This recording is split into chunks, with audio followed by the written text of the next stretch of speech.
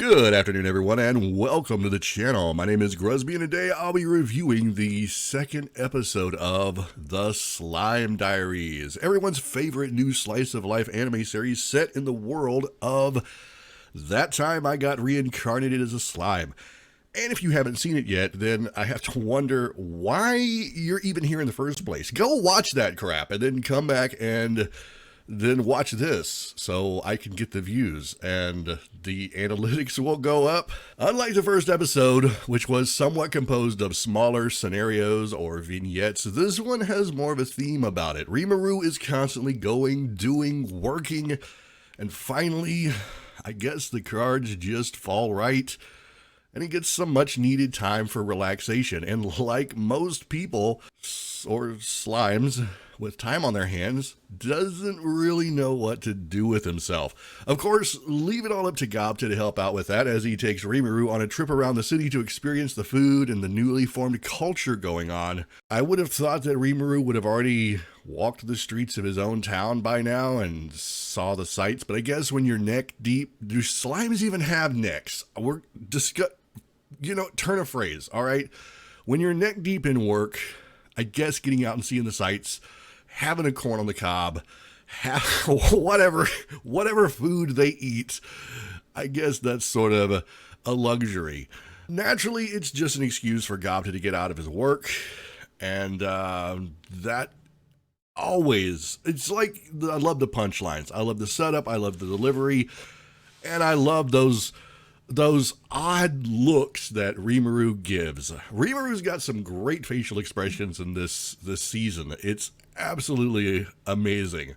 One particularly beautiful moment is shared between Rimuru and Geld when, in a brief rest from all the constant construction, Geld takes a break only to be mobbed by the adorable goblin children who proceed to climb him like a giant cuddly mountain. I won't lie, it's probably the best moment in the whole episode.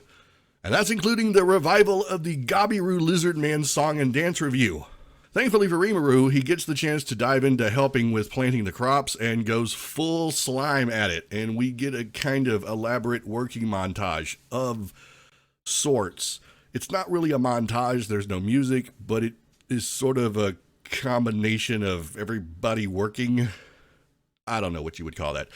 It has some cute moments as the residents help with the various plants, along with some humorous moments with Shion as she totally doesn't get the gross out gag Rimuru was going for with the whole natto thing. I guess even the Japanese have a sense of humor about foreigners being grossed out by natto, so I kind of liked that reference in this episode. Did I mention the part about Gabiru and the lizard men trying to do the song and dance thing? Because if I didn't, and I'm sure I did, it's worth noting because it was very nearly a showstopper.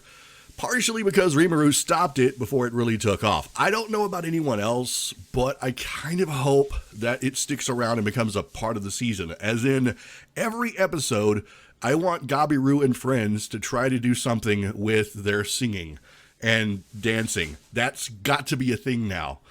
All in all, this was an episode that started out with a theme of breaking from the overwork, but I think it ended up telling something of a different story, one about community and teamwork and taking pride in the result of an average day's work. I don't know where the season is going to go from here, but I can say that it has certainly gotten off to a great start and it seems to be headed in the right direction. I realize that not everyone is going to enjoy this series, whether it's because of the differences in the style of the characters, or the slice of life overtones, or maybe it's just that it isn't the prime series. I, for one, love this departure from the main series, and I think it definitely gives more weight to the rest of the Rimuru universe, whether this is canon or not. If there was one drawback with this side series so far, it's that it takes place after the defeat of the Orc Lord, and as such, Melim hasn't been introduced as a character yet. I don't know if the Slime Diaries will cover more time and eventually get to the point in the storyline where she's introduced, but as she's one of my two favorite characters, the other being Rimuru, of course, I am fighting my disappointment and trying to keep my hopes to a minimum. Regardless, I'm still very much in love with the show, and this is definitely proving to be a fairly decent season of anime, and as I didn't drop over half of what I started off watching, trust me, this is a good thing. What did you think of this episode of the Slime Diaries? Is it good? Is it bad? Does it really matter? Because it's Rimuru and friends, and that's all that matters. Let me know what you thought about it by heading down to the comment section, just writing out all of your thoughts about every little thing. Don't worry, I can take it. If you enjoyed this video, then be sure to click the like button, and if you'd like to see more, be sure and hit subscribe. Shout out to my patrons for making this video possible, and I'd like to give a salute to the members of the Gruz Gang over at my Twitch channel. Your combined donations and subscriptions have helped me keep doing what I love, and you guys are much appreciated. If you'd like to help contribute, you can make a pledge to my Patreon page, or if you prefer, you can make a one-time donation by buying me a coffee. I have links to all of that in the description section down below. Thank you all so much for watching. Have an amazing day. Keep being awesome, and I will see you all in the next video.